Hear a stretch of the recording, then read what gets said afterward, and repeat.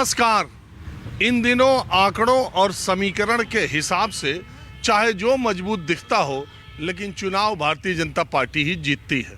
जब 36 वोटों में 16 वोटों के दम पर वो चंडीगढ़ में अपना मेयर बना सकती है, तो उसके पास इतने वोट उत्तर प्रदेश में थे कि 8वां सांसद भी वो जिता सकती थी। वही हुआ जिसकी आशंका थी। अखिलेश यादव सत्ता पक्ष की तरफ के एक वोटर की क्रॉस वोटिंग अभी तक नहीं करा पाया। हालांकि नतीजा अभी आने में वक्त है, जब आप ये कार्यक्रम इस वक्त शाम का देख रहे हैं। लेकिन बीजेपी ने समाजवादी पार्टी के इतने विधायकों से क्रॉस वोटिंग करा ली, जिससे कि उनके 8वें उम्मीदवार संजय सेठ आसानी से चुनाव जीत सके। मैंने आपको गणित बताया ही था कल के कार्यक्रम में।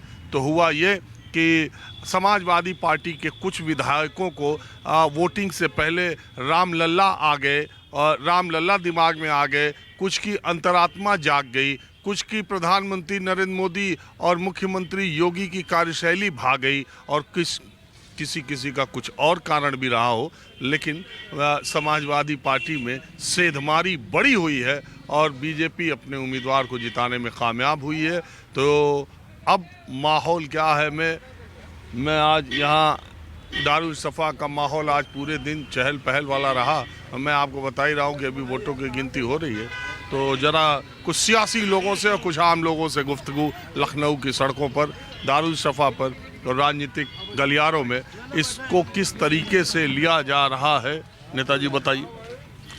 बीजेपी पीडीए से घबरा गई है और जो माननीय राष्ट्रीय अध्यक्ष जी बोलते हैं पीडीए ही एनडीए को हराएगा। आप समाजवादी पार्टी? मैं समाजवादी पार्टी का प्रदेश सचिव हूँ, महेंद्र चौहान गोशी में। तो जो बीजेपी है घबरा गई है पीडीए से, और पीडीए चूँकि समाजवादी के साथ इतना मजबूती से जुड़ रही है कि योगी जी एकदम घबरा गए हैं और मोदी जी भी घबरा गए, इसलिए वो तोड़ रहे हैं। अच्छा, ये जो अखिलेश यादव पीडीए कहते हैं, हाँ, पीडीए यानी पिछड़ा, दलित और अल्पसंख्यक, तो ये 3 सीटें राज्यसभा की थीं। इसमें पीडीए में कितने को टिकट मिला? ऐसा है कि हमेशा पीडीए का मतलब उसमें अगड़ा भी है, ऐसा नहीं है कि उसमें आधी आबादी है। उसमें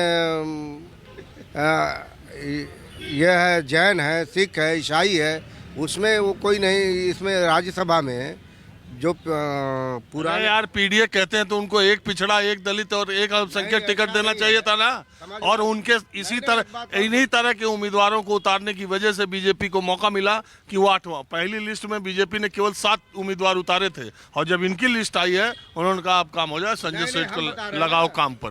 क्यों मैं गलत कर रहा हूँ बताइए? वो समाजवादी पार्टी के पुराने लोग हैं।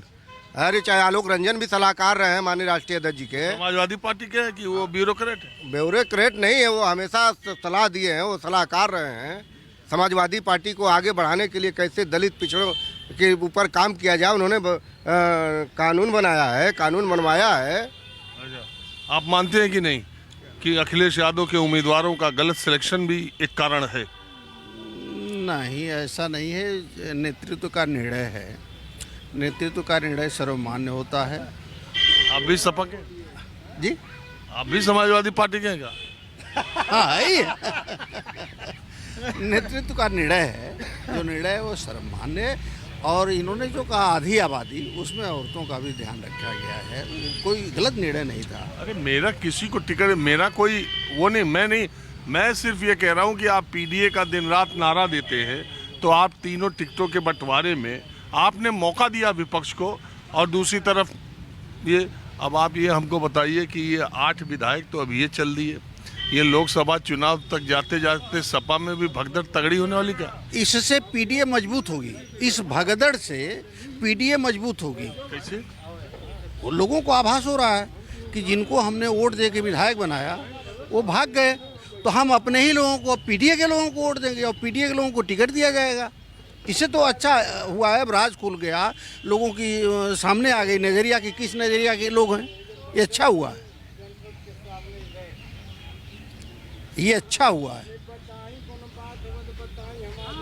एक बात बताइए, ये जो मनोज पांडे ये आपकी पार्टी के मुख्य सचेतक थे। ये चलिए और लोगों का तो मैं नहीं कहता, राकेश सिंह, अभय सिंह, ये लोगों का मैं नहीं कहता, लेकिन वो तो कैबिनेट मिनिस्टर थे और मनोज पांडे समाजवादी पार्टी का एक चेहरा थे। और ऐसे लोग पार्टी को ऐसे वक्त पर छोड़ रहे, तो ये कई बार ये सवाल नहीं उठता है कि आपके पार्टी का नेतृत्व पर भी सवाल उठ रहा है कहीं ना कहीं? नहीं, नेतृत्व पर कोई सवाल नहीं है।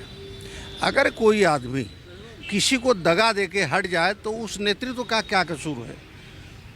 सुनिए, इन लोगों को बहुत सम्मान दिया गया, पद दिया गया, लेकिन अंत में जब दगा, इसको दगा ही हम कह रहे हैं, दगा दे के चले गए तो नेतृत्व का कोई कसूर नहीं है। हाँ, आगे नेतृत्व इस पर सोचेगा, विचार करेगा कि हमको ऐसे लोगों को नहीं देना। आप भी सपा के ही हैं? हाँ, हम नहीं बोलेंगे। दुखी है रिजल्ट से? दुखी तो कह रहे बोला आप किससे हैं? कर्मचारी हम रिटायर्ड कर्मचारी। कोई बात नहीं, रिटायर्ड हो गए तो कर्मचारी। पार्टी में किस में? कहीं पार्टी में किसी में? किसी पार्टी में है? यादव हैं तो क्या हो गया, ये समाजवादी हैं। आइए चौहान जी बोलिए। आप क्यों ये बोल रहे हैं कि नहीं, सुने एक मिनट, मैं ये सिर्फ पूछ रहा हूँ कि आप इनको ये क्यों बोल रहे हैं कि यादव है तो समाजवादी होगा? आइए, ठाकुर हैं तो भाजपा ही हैं, यादव हैं तो समाजवादी हैं, पंडित है तो भाजपा ही हैं, गए हैं, उसमें सच्चाई एकदम सही बात है। देखिए, दल पार्टी कहीं हो, मन एक ही जगह है। आज के वक्त में किसी पार्टी का कोई सदस्य हो, सब अंदर से भाजपा ही है। चाहे वो मैं बहुजन समाज पार्टी का हूँ, सुन लीजिए। अभी भाजपा ही है अंदर से? नहीं, जो ठाकुर पंडित भूमिहार है, आप भी राजू बंजन भाई ठाकुर हैं, मन में ठाकुरवाद एकदम चरम पे है। अखिलेश और मुलायम मायावती तो बदनाम थे, धरातल पर ये लोग दिखा रहे हैं।